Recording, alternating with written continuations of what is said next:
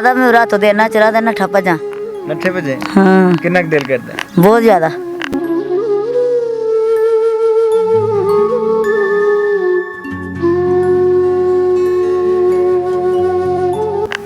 जो फिर नहीं टुरिया जाता फिर दिल की कहता है फिर रोनी वह के मंजी ते है।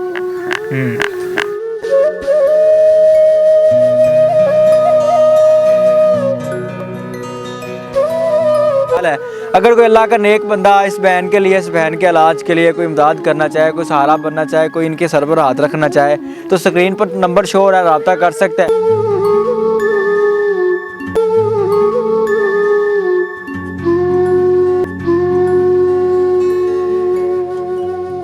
अस्सलाम वालेकुम नाज़रीन, आपका मेज़बान मुजाहिद नयाब आपकी खिदमत में हाजिर और आप देख रहे हैं अमन पॉइंट।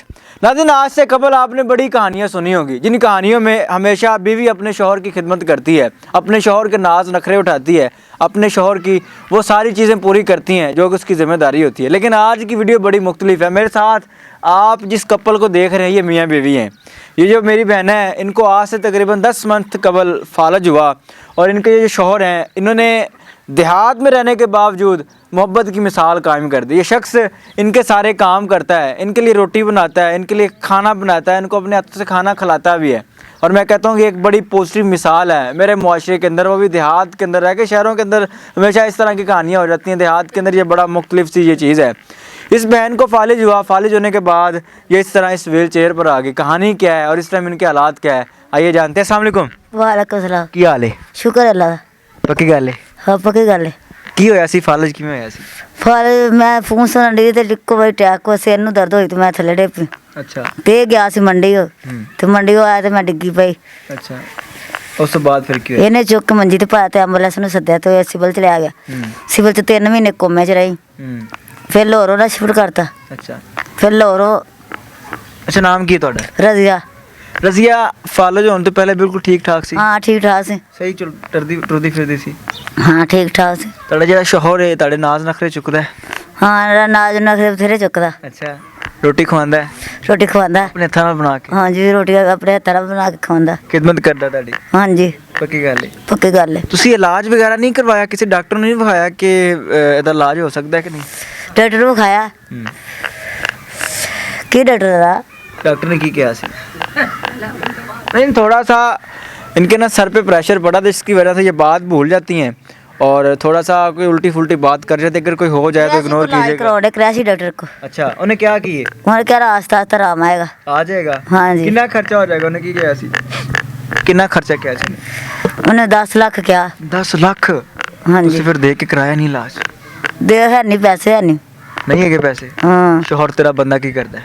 मिहनत मजदूरी की काम की करता? चिप्स दी रेहड़ी लाਉਂਦਾ। बच्चे है जी? 4 बच्चे आ। माशाल्लाह, 4 बच्चे ने। ਵੱਡੀ ਬੇਟੀ 9ਵੀਂ ਚ ਪੜ੍ਹਦੀ अच्छा, ਤੇ ਬੇਟਾ ਚੌਥੀ ਚ ਪੜ੍ਹਦਾ ਤੇ ਨਿੱਕੀ ਦੂਸਰੀ ਚ ਪੜ੍ਹਦੀ। डॉक्टर ने 10 लाख मंगे? ਹਾਂ ਡਾਕਟਰ 10 ਲੱਖ ਮੰਗਿਆ। अगर डॉक्टर ने 10 लाख दे के ਤੁਹਾਡਾ ਇਲਾਜ करवा देता जाए ठीक हो जाओगे? ਪਤਾ ਨਹੀਂ ਹੁਣ ਇਹ ਤਾਂ ਗਰੰਟੀ ਕੋਈ ਨਹੀਂ। ਉਹਨਾਂ ਕਾ ਗਰੰਟੀ ਕੋਈ नहीं। से गारंटी नहीं है? डॉक्टर ने ये भी कहा गारंटी नहीं है। हाँ अगर इलाज करवा दईए उम्मीद है कि टुर पवोगे तुसी? ਅੱਲਾ ਜਿਹੜੇ ਹੁਣ ਤੇ ਅੱਲਾ ਦੀ ਮਰਜ਼ੀ ਹੈ ਨਾ। बड़ी बात। वैसे दिल करता है कि तुसी भी जिस तरह पहले टुरदे से उस तरह टुरो ਹੋਰ घूमो ਮੇਰਾ ਦਿਲ फिरो? ਕਰਦਾ ਮੈਂ ਰਾਤ ਦੇਣਾ ਚਲਾ ਦੇਣਾ ਠੱਪ ਜਾ। नट्ठे बजे ਹਾਂ कितना कुछ दिल करता है? ਬਹੁਤ ਜ਼ਿਆਦਾ। ਜਦੋਂ ਫਿਰ ਨਹੀਂ ਟੁਰਿਆ ਜਾਂਦਾ ਫਿਰ ਦਿਲ ਕੀ ਕਹਿੰਦਾ? ਫਿਰ ਰੋਨੀ ਵਹਿ ਕੇ ਮੰਜੀ ਤੇ ਦਿਲ ਉਦਾਸ ਹੋ ਜਾਂਦਾ? ਤੇ ਹੋਰ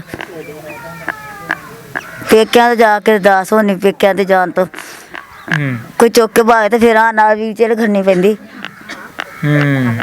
नाज़रीन, अगर आज से तकरीबन 11 मंथ पीछे चले जाए तो यही खातून बिल्कुल ठीक ठाक थी, चलती थी फिरती थी बकौल इसके कि मैं भागना चाहती हूँ, मैं चलना चाहती हूँ।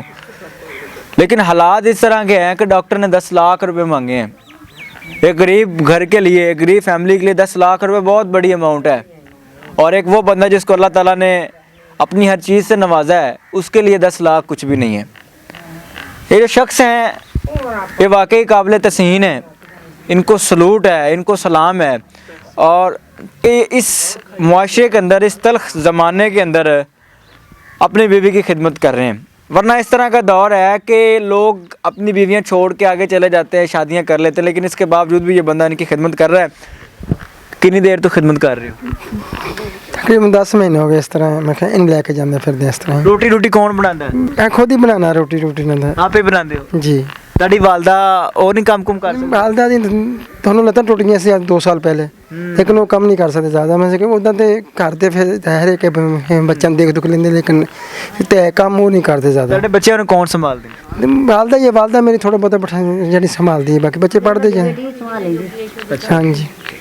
ਅਗਰ ਇਹਦੇ ਇਲਾਜ ਵਾਸਤੇ ਪੈਸੇ ਇਕੱਠੇ ਹੋ ਜਾਣੇ ਤਾਂ ਇਲਾਜ ਕਰਵਾ ਦਿੱਤਾ ਜਾਏ, ਉਮੀਦ ਹੈ ਕਿ ਟੁਰ ਪਏਗੀ, ਠੀਕ ਹੋ ਜਾਏ? ਇਨਸ਼ਾਅੱਲਾ ਅੱਲਾ ਦੇ ਘਰ 'ਚ ਬੜੀ ਉਮੀਦ ਹੈ ਕਿ ਤੁਰ ਪਏਗੀ। ਕਿੰਨੇ ਕੁ ਪੈਸੇ ਹੁੰਦੇ ਦਾ ਇਲਾਜ ਹੋ ਸਕਦਾ? ਕਮ ਸੇ ਕਮ 10 ਲੱਖ ਤੋਂ ਉਹਨਾਂ ਨੇ ਮੰਗਿਆ, ਹੁਣ ਬਾਕੀ ਦਾ ਅੱਗੇ ਪਤਾ ਨਹੀਂ ਕਿੰਨੀ ਅਮਾਊਂਟ ਹੋਰ ਚਾਹੀਦੀ ਹੈ।